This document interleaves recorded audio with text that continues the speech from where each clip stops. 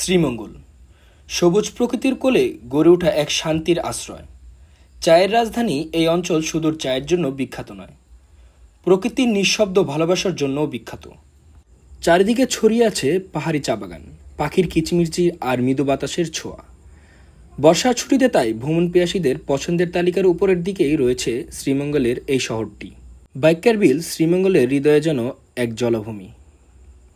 সকালে সূর্য ওঠার সময় বিলের রূপ একেবারেই মুগ্ধ করে দেয়।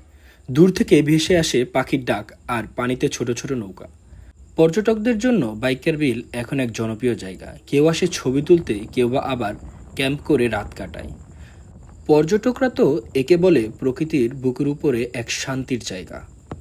শ্রীমঙ্গলে আরেক রহস্যময় সৌন্দর্য গরম পাহাড়। নামের মধ্যে একটা রোমাঞ্চ আছে। অনেকে বলে এখানে নাকি প্রকৃতির মাঝে লুকিয়ে আছে অলৌকিক কিছু। জায়গাটা পাহাড়ি হলেও গরম পানির ধারা আর নিচে এক ধরনের প্রাকৃতিক ধোঁয়ার জন্য মানুষ একে গরম পাহাড় বলে। অনেকেই এখানে আসে প্রাচীনকালের এক মাজার দেখতে।